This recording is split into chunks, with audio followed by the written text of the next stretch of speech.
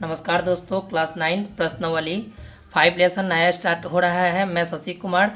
5 lesson का नाम है यूक्लिड की ज्यामितीय का परिचय, जिसको इंग्लिश में कहते हैं इंट्रोडक्शन ऑफ यूक्लिड ज्योमेट्री। ठीक है, तो फर्स्ट हम लोग शुरुआत करेंगे। अगर चैनल पर अगर नया है तो सब्सक्राइब जरूर कर लेंगे। ठीक है, अगर वीडियो अच्छा लगे तो लाइक जरूर कीजिएगा। लिखा हुआ है नंबर 1 के निम्नलिखित कथनों में से कौन से कथन सत्य और असत्य है। याद रखिएगा, यूक्लिड एक व्यक्ति का नाम था, उन्हीं का नाम पर एक यूक्लिड विभाजन एल्गोरिथम नाम 10th में पढ़ना है। ठीक है, तभी हम लोग इसमें पढ़ेंगे यूक्लिड की ज्यामितीय परिचय। ठीक है, तो परिचय में बहुत से कुछ याद रखना है, तो पहले हम लोग देखेंगे सत्य और असत्य के बारे में। लिखा हुआ है कि एक बिंदु से होकर केवल एक ही रेखा खींची जा सकती है। तो यहाँ पर देखिए लिखा हुआ एक बिंदु से होकर केवल एक ही रेखा खींची जा सकती है, तो लिखिएगा नहीं, है ना। क्यों नहीं जी? तो क्योंकि एक बिंदु से होकर भिन्न दिशाओं में असंख्य रेखाएं खींची जा सकती हैं। यानी आप एक रेखा इस तरह पाड़िएगा तो बहुत सारा रेखा कहीं अनंत तक खींची जा सकती है। जैसे यहाँ पर एक रेखा खींचा, यहाँ पर इन्फिनिटी लिखा रहता है, यहाँ पर माइनस इन्फिनिटी लिखा रहता है। यानी कि आप लोग जितना मन करे वहाँ तक रेखा खींची जा सकती है। इसलिए एक बिंदु से होकर केवल एक ही रेखा नहीं, अनंत बिंदु खींचे, इसलिए असत्य हो गया। नंबर 2 है कि दो भिन्न बिंदुओं से होकर जाने वाली असंख्य रेखाएं। इसका आंसर होगा असत्य। क्यों? क्या लिखा हुआ है, क्योंकि दिए हुए दो भिन्न बिंदुओं से होकर केवल एक अद्वितीय रेखा खींची जा सकती है। ठीक है, अद्वितीय रेखा खींची यानी अनंत तक भी इसको भी खींचा जा सकता है। अब 3 नंबर देखेंगे दोस्तों, है ना। 3 नंबर देखेंगे, लिखा हुआ क्या, एक शांत रेखा दोनों ओर अनिश्चित रूप से बढ़ाई जा सकती है। तो यहाँ पर आंसर होगा सत्य जी, क्योंकि रेखा शांत रेखा दोनों ओर अनिश्चित रूप से बढ़ाई जा सकती है। यानी एक ही रेखा हो गया, इधर भी डॉट डॉट डॉट और पूरा बढ़ाया जा सकता है, इधर भी बढ़ाया जा सकता है, यानी कि अनंत तक बढ़ाया जा सकता है। इसका आंसर क्या हो गया? सत्य हो गया। ठीक है, क्वेश्चन नंबर 4 है कि यदि दो भिन्न वृत्त बराबर है, यदि दो भिन्न वृत्त बराबर है, ठीक है, तो उनकी त्रिज्याएं बराबर होगी। देखिए, दो वृत्त अगर बराबर है तो उनकी त्रिज्या भी बराबर होगी, तो यह सत्य है। यानी क्योंकि यदि दो वृत्त बराबर है तो अर्थात क्षेत्रफल बराबर होंगे और उनकी त्रिज्या भी बराबर होगी। कैसे बराबर होगी? तो याद रखिएगा, मान लीजिए कि यहाँ पर दो वृत्त है, आपका एक वृत्त यहाँ पर हो गया, आपका एक वृत्त यहाँ पर, दोनों वृत्त अगर बराबर है तो उनकी त्रिज्या यानी वृत्त की आधी दूरी को हम लोग त्रिज्या कहते थे, इसकी दूरी भी समान होगी। अगर वृत्त बराबर है तो त्रिज्या भी क्या होगी? बराबर होगी। ठीक है दोस्तों, नेक्स्ट चलते हैं हेडिंग नंबर आप लोग का, यानी कि 5 नंबर सवाल को। 5 नंबर सवाल का आकृति 5.9 में यदि ए बी बराबर पी क्यू और पी क्यू बराबर एक्स वाई, तो ए बी एक्स वाई के बराबर है। तो यस से यानी कि सभी रेखा आपस में क्या है? बराबर है। क्यों बराबर? ये यूक्लिड ने बताया था। यहाँ पर लिखिए, देखिए लिखा हुआ है सत्य, क्योंकि यूक्लिड के अभिगृहित एक अभिगृहित का मतलब एक उनका परिचय हो गया के अनुसार वे वस्तु जो एक ही वस्तु के बराबर हो और एक दूसरे के बराबर हो, यानी ए बी पी क्यू के बराबर है, पी क्यू एक्स वाई के बराबर, तो एक्स वाई पी क्यू के भी बराबर होगा, एक्स वाई ए बी के भी बराबर होगा, यानी सभी रेखा आपस में क्या है? बराबर है। अब 2 नंबर हेडिंग है यहाँ पर कि निम्नलिखित पदों में प्रत्येक की परिभाषा दें। यानी सभी को दोस्तों हम लोग को परिभाषा देना है। अब समांतर रेखा की परिभाषा देना है, लंब रेखा का परिभाषा, रेखाखंड का परिभाषा, वृत्त की त्रिज्या का, वर्ग का। तो समांतर रेखा का परिचय यहाँ पर देना है। तो समांतर रेखा किसे कहते हैं? यहाँ पर लिखा हुआ है इसके परिभाषा कि दो सीधी रेखाएं जिनमें कोई भी बिंदु उभयनिष्ठ न हो उसे समांतर रेखा कहते हैं। यानी कि दो समांतर रेखा, यानी एक यहाँ पर एगो रेखा, एक यहाँ पर रेखा, तो दो गो रेखा हो गया। तो दो रेखा को हम लोग लिखा गया दो सीधी रेखा, दो गो सीधी रेखा है जिनमें कोई भी बिंदु उभयनिष्ठ ना हो, है ना, उसे समांतर रेखा कहते हैं। यानी उभयनिष्ठ के इंग्लिश में कहते हैं कॉमन ना हो उसे वो क्या कहते हैं? समांतर रेखा कहते हैं। लंब रेखा, दो रेखाएं में से यदि एक रेखा दूसरी रेखा पर 90 डिग्री का कोण बनती है उसे लंब रेखा कहते हैं। अब कैसे? एक रेखा यहाँ पर हो गया और एक रेखा ऊपर से हो गया, ठीक है, यानी कि यह टी के जैसा है, उल्टा टी के जैसा, और यहाँ पर 90 डिग्री बनता है, तो इसी को हम लोग लंब कहते हैं। तो दो रेखा में से यदि एक रेखा दूसरी रेखा पर है ना 90 डिग्री का कोण बनती है उसे लंब रेखा कहते हैं। यहाँ तक कंप्लीट हो गया। रेखाखंड का देखिए, वह सीधी रेखा जिनके दोनों सिरे बिंदु होते हैं उन्हें रेखाखंड कहते हैं। जैसे एक यहाँ पर एक हम रेखा ले लिए, यहाँ पर एक उसका निश्चित बिंदु है, इससे आगे नहीं बढ़ेगा, तो ए हो गया, हाई क्या हो गया? बी हो गया, यानी कि हाई ए बी का, है ना, इस तरह हो गया। तो इसी को हम लोग क्या कहते हैं? रेखाखंड कहते हैं। वह सीधी रेखा जिनके दोनों सिरे बिंदु होते हैं, है ना, बिंदु होते हैं उन्हें रेखाखंड कहते हैं। देखिए दोनों पे बिंदु है ना, उसे रेखाखंड कहते हैं। नेक्स्ट है दोस्तों मेरे पास, ठीक है, देखिए दोस्तों वृत्त की त्रिज्या। वृत्त के केंद्र से वृत्त तक खींचा गया रेखाखंड को वृत्त की त्रिज्या कहते हैं। वृत्त के केंद्र से वृत्त तक खींचा गया रेखाखंड को वृत्त की त्रिज्या कहते हैं। अब वर्ग के बारे में हम लोग पढ़ेंगे, है ना। वर्ग के बारे में, एक ऐसा चतुर्भुज जिसकी सभी भुजाएं बराबर हो, एक ऐसा चतुर्भुज जिसकी सभी भुजाएं बराबर हो और सभी कोण समकोण हो, उसे हम लोग क्या कहते हैं, वर्ग कहते हैं।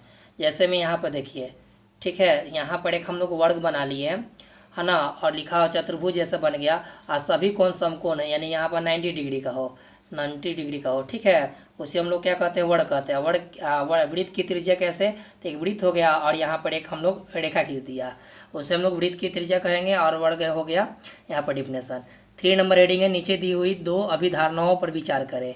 अब विचार नंबर इसको याद रखना होगा, ठीक है, ऐसा कोई मायने नहीं रखता, बाकी इसको आप लोग क्वेश्चन कर लीजिएगा। जैसे में लिखा हुआ है क्या, कि 2 भिन्न बिंदु ए और बी दिए हुए रहने पर एक तीसरा बिंदु सी ऐसा विद्यमान है जो ए और बी के बीच स्थित होता हो, ठीक है। तो यहाँ पर देखिए जैसे ए और बी दिया हुआ है, तो यहाँ पर लिखे हैं, माना ए बी एक रेखाखंड है, ए और बी के बीच असंख्य बिंदु विद्यमान है, ठीक है। इनमें से किसी भी बिंदु सी को चुनने पर वह ए और बी के बीच स्थित होता है, ठीक है दोस्तों। यहाँ पर एक अपने से एक यहाँ से इसका डिफिनेशन दे देना था, है ना, इसी का परिभाषा दे देना था। अब 2 नंबर यहाँ पर यहाँ कम से कम ऐसे 3 बिंदु विद्यमान है कि वे एक रेखा पर स्थित नहीं हो, तो यहाँ पर लिखा हुआ डिफिनेशन इसी का परिभाषा में, यदि, है ना, केवल 2 बिंदु हो तो उन्हें हमेशा एक रेखा से जोड़ा जा सकता है, इसलिए कम से कम 3 बिंदु होने चाहिए जो संरेख ना हो, जो संरेख ना हो। तो 3 नंबर हेडिंग के लिए केवल डिफिनेशन लिखना था, डिफिनेशन लिखवा दिया गया था, है ना। अब 4था नंबर देखिएगा जो मेरे थंबनेल पर लगा हुआ है, जो बहुत इंपॉर्टेंट है, ठीक है दोस्तों, जो बहुत इंपॉर्टेंट है, लिखा हुआ है, यदि बिंदुओं, है ना, ए और बी के बीच, ए और बी के एक बिंदु सी ऐसा स्थित है कि ए सी बी सी के बराबर, ए सी बराबर बी सी है, तो सिद्ध करें कि, है ना, सिद्ध करें कि ए सी बराबर 1/2 ए बी है, 1/2 ए बी है, ए बी है। एक आकृति खींचकर इसे स्पष्ट करें। तो एक दोस्तों पहले हम लोग आकृति बनाएंगे, तो आकृति कैसा होगा, एक हम लोग रेखा ले लिया जिसका नाम दे दिया ए और बी दे दिया। ए और बी देने के बाद दोस्तों एक बीच में हम लोग सी ले लिए, सी लेने के बाद दोस्तों, है ना, सी लेने के बाद अब यहाँ पर दिया हुआ है क्या, है ना, दिया है क्या हम लोग को किताब में, क्वेश्चन में, कि, है ना, कि दिया हुआ है क्या कि ए सी बी सी के बराबर है, यानी ए सी और बी सी के बराबर है। तो देखिए गौर कीजिए दोस्तों, ए सी के ए सी उतार दिए, थोड़ा सा स्पेस देकर बी सी का बी सी उतार दिया। यहाँ उतारने के बाद ब्रैकेट में लिखिएगा कि दोनों तरफ, है ना, दोनों तरफ, है ना, हमें प्रूफ क्या करना है या सिद्ध करके लाना है दोस्तों, इतना हमें आंसर लाना है, गौर कीजिएगा, इतना आंसर हम लोग को लाना है। तो दोनों तरफ, है ना, लिखिएगा दोनों तरफ ए सी, दोनों तरफ, है ना, दोनों तरफ ए सी जोड़ने पर, है ना, जोड़ने पर, तो दोनों साइड हम लोग क्या करेंगे, ए सी को जोड़ेंगे, तो इधर भी हम लोग प्लस ए सी लिख लेंगे और इधर भी प्लस ए सी लिख लेंगे, ठीक है, दोनों तरफ ए सी हो गया। तब ए सी ऐड करेंगे तो 2 ए सी हो गया।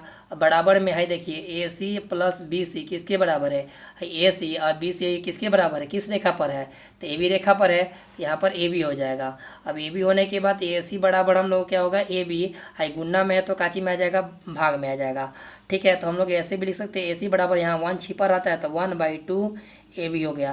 तो दोस्तों हम लोग को यही प्रूफ करना था, आंसर आ गया। देखिए ए सी बराबर 1/2 ए बी आ गया ना।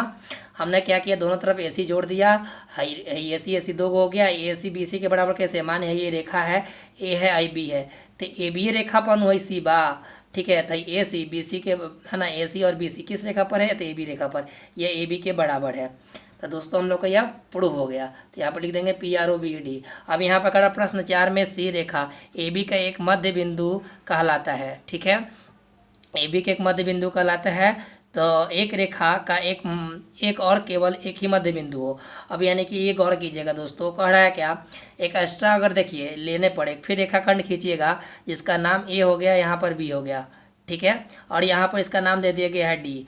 अब उसी तरह हम सेम टू सेम प्रश्न 4 से लेना है, जैसे ए सी लिखा हुआ है है ना AC लिखा हुआ है तो खाली यानी कि AC के जगह पर यानी कि क्या कर देना है, जैसे लिखा हुआ था कि है ना AC बराबर है ना BC लिखा हुआ था प्रश्न 4 में, तो यहाँ पर हम लोग कह रहा है कि AD है ना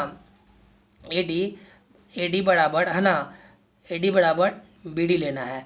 तो एकदम सेम टू सेम देखिए, ऊपर AC है ना, AC बराबर BC बराबर BC, तो उसी प्रकार से AD बराबर BD ले लिया गया। तो इसका आंसर कैसे बनेगा, तो ऐसे ही बनेगा दोस्तों, ठीक है, तो यानी एकदम ऐसे ही बनेगा। तो यहाँ पर हो जाएगा केवल क्या AD है ना, AC की जगह पर AD हो जाएगा बराबर 1/2 AB हो जाएगा। बनाइएगा एकदम ऐसे ही सेम सेम बनेगा। तो इक्वेशन अगर इसको 1 मान लोगे, इसको 2 मान लोगे, तो दोनों आपस में क्या है बराबर है, देखिए 1/2 से 1/2 कट जाएगा। तो यहाँ लिख सकते हो कि AC बराबर है ना, AC बराबर क्या लिख सकते हो, BD लिख सकते हो। AC बराबर क्या लिख सकते हो, है ना AD लिख सकते हो।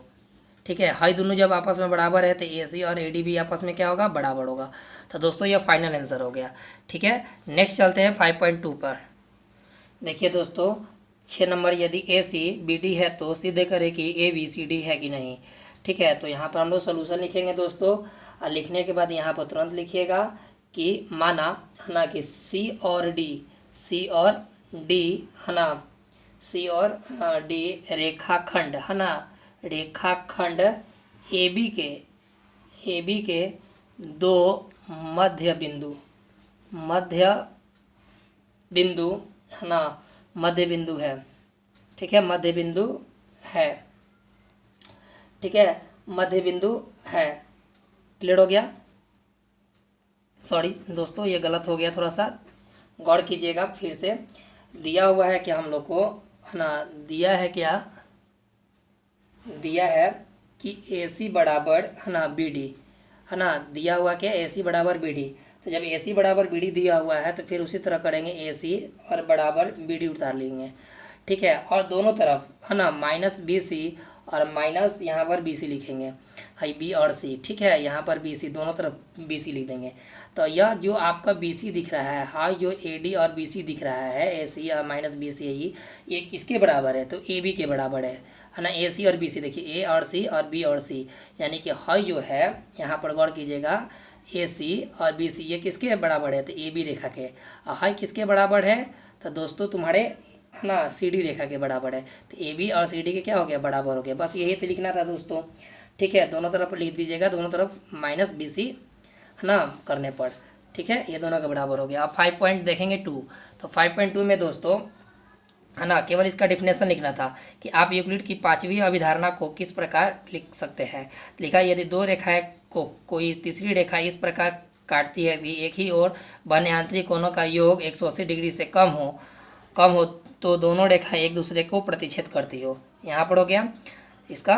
और 2 नंबर, यूक्लिड की 5वीं अभिधारणा से प्राप्त संख्याओं का अस्तित्व औपचारिक निर्धारित करता है। तो यहाँ पर लिखा हो कि हाँ, यूक्लिड की 5वीं अभिधारणा से समांतर रेखा के अस्तित्व का औचित्य निर्धारित होता है, क्योंकि यदि दो रेखाओं को कोई तीसरी रेखा इस प्रकार काटती है कि एक ही ओर बने आंतरिक कोणों का योग 180 डिग्री से कम हो तथा दोनों रेखाएं एक दूसरे को प्रतिच्छेद करती हो, परंतु ये दोनों कोणों का योग 180 डिग्री होता है, परस्पर यह प्रतिच्छेद नहीं करती। अर्थात यह आप दोनों का ये डिफिनेशन लिखना था दोस्तों, है ना, ये दोनों मतलब कि डिफिनेशन लिखना था ये दोनों का। तो दोस्तों अगर अच्छा लगा हो तो आप लोग लाइक ज़रूर कर दें, है ना, नया चैनल पर नया है तो सब्सक्राइब जरूर करेंगे। ठीक है, तो हम लोग का लेसन 5 खत्म हो गया। ठीक, और इसको ज़रूर आप लोग अच्छे से करेंगे 6 नंबर सवाल को जो 5.2 का था। जैसे AC और BC के कैसे बराबर है ना, तो AC देखिए A और C हाई जोन यहाँ तक देखिए, AC जो है ना AC -BC, AC और -BC, AC और माइनस आपको जो BC है वो किस रेखा पर है, AB पर है। ठीक है, उसके बाद से BD और CD है ना, BD और BC किस रेखा पर है, तो CD रेखा पर है। बस यही करना था दोस्तों। अगर अच्छा लगा हो तो प्लीज़ लाइक करना ना भूलें और दोस्तों के पास शेयर ज़रूर करें। ठीक है, तब तक के लिए जय हिंद, जय भारत।